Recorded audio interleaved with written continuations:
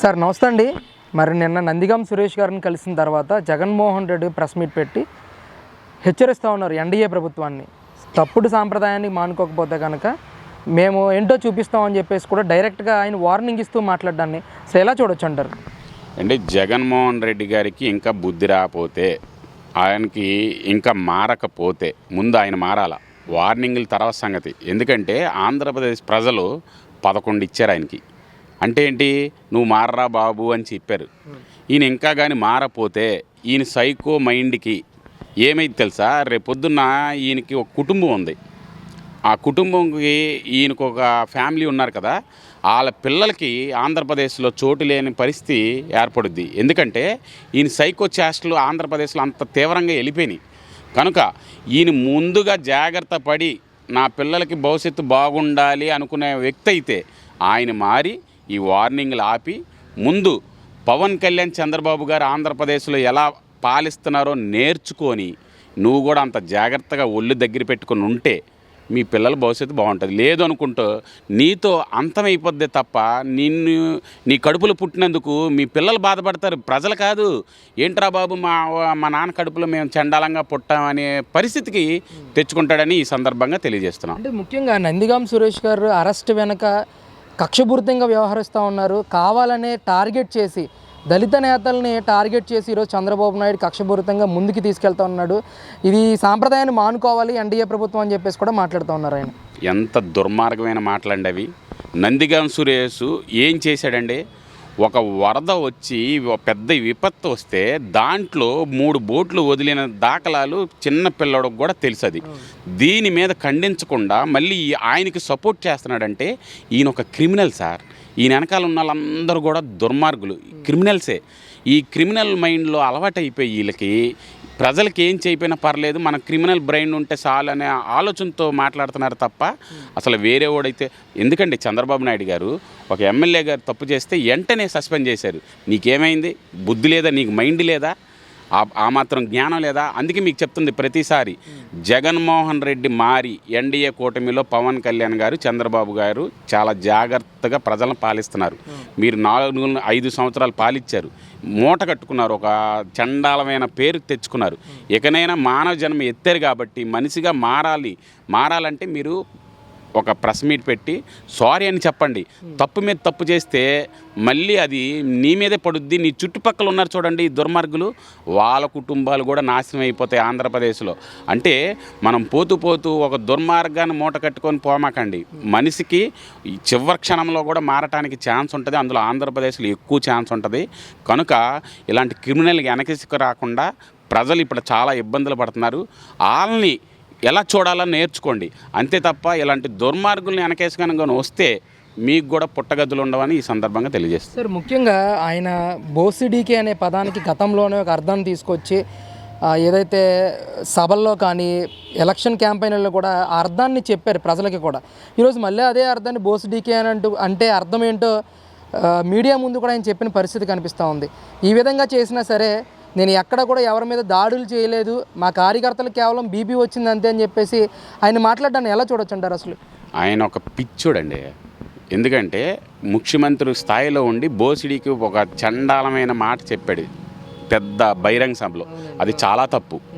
అదే ఏది ఆయన పదవిలో అధికారంలో ఉండి ఒక ముఖ్యమంత్రి పదవిలో బాధ్యతలో ఉండి అది అయిపోయింది, తీసేయండి.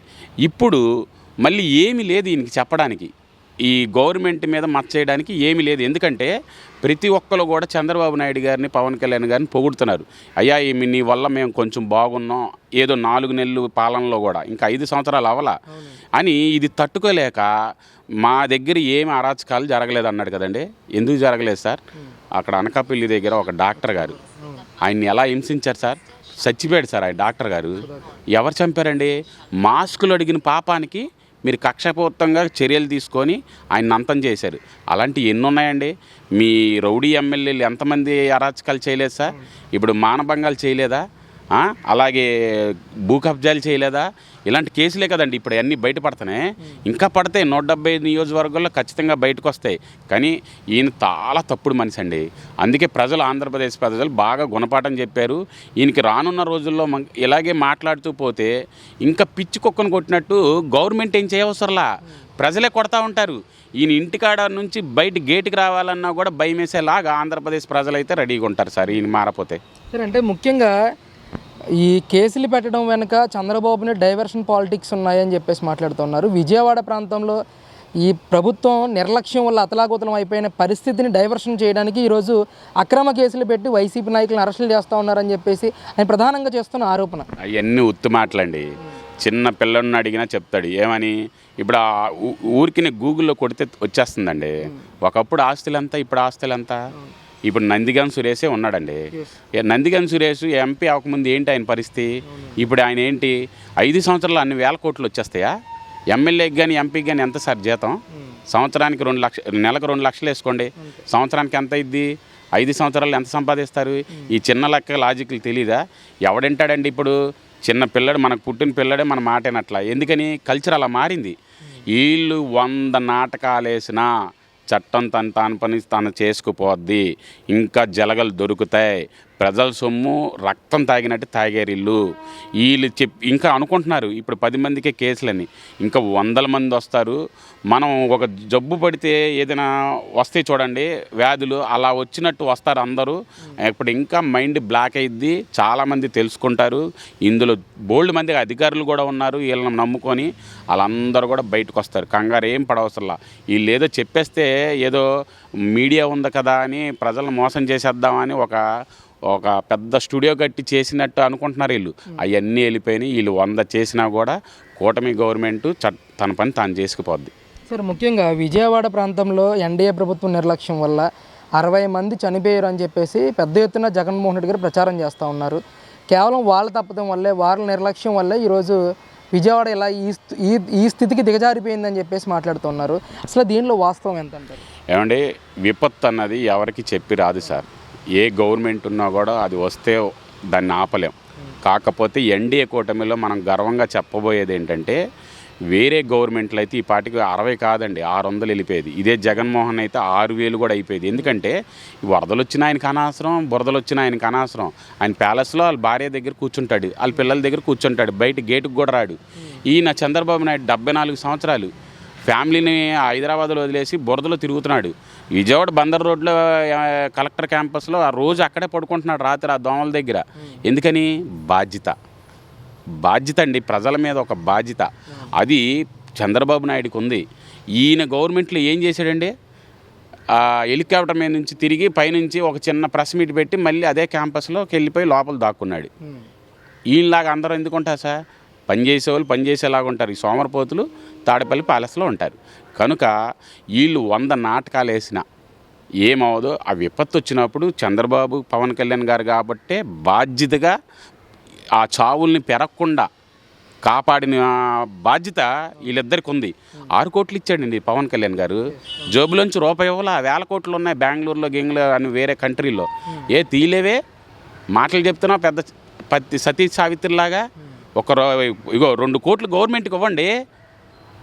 అందరు చెప్పుకుంటారు కదా జగన్ గారు కూడా డబ్బులు ఇచ్చారని. చేతులు రావు. ఎంతసేపు దోచుకోవడమే. తల్లి చెల్లిని కూడా చూడలేనివాడు ఈ మాటలు చెప్పేది ఏంటండి చండాలంగా. ఆడి మాటలు నమ్మకండి. సార్, ఆఖరిగా మరి జగన్మోహన్ రెడ్డి గారు అధికారం కోల్పోయిన తర్వాత ఎన్డీఏ ప్రభుత్వం అధికారం చేపట్టి దాదాపుగా 100 రోజులు కావస్తా ఉంది. ఈ 100 రోజుల్లో జగన్మోహన్ రెడ్డి గారి ప్రవర్తనలో ఎలాంటి మార్పులు వచ్చినాయి అంటారు? అసలు జగన్మోహన్ రెడ్డిలో ప్రవర్తన పిచ్చి ఎక్కువైపోయిందండి.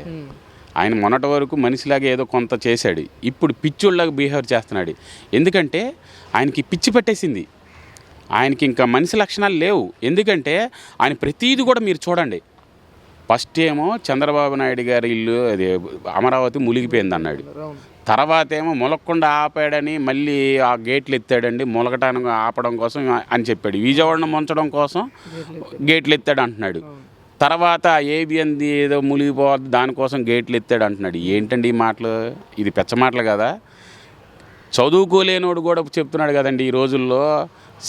మాజీ సీఎం అండి ఈయన. కనుక ఈయనకి ఖచ్చితంగా మనం తాడేపల్లిలో ఒక పెద్ద పిచ్చి హాస్పిటల్ కట్టాలా. ఆయన ఆరోగ్యం చూసుకునే బాధ్యత మాకే ఉంటుంది.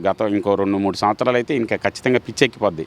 మేము గవర్నమెంట్తో మాట్లాడేదో రిక్వెస్ట్ పెట్టి తాడేపల్లిలో చిన్నది ఆయన వరకు ఒక వాళ్ళ ఫ్యామిలీ వరకు, లేకపోతే వాళ్ళ వైసీపీ క్యాడర్ ఉంటారు కదండి, వీళ్ళ పట్టేలాగా ఒక ఎకరం తీసుకొని పిచ్చి హాస్పిటల్ అయితే మేము కట్టించి ఆయన ఆరోగ్యం బాగా చూసుకుంటామని ఈ సందర్భంగా చెప్పడమే కాకుండా మేము వెళ్ళి అవసరమైతే సీఎం గారు పవన్ కళ్యాణ్ గారు కాలు పట్టుకొని ఈయన ఇంకా బాగా అవ్వాలని మేము కోరుకుంటూ ఈ సందర్భంగా చెప్తాం.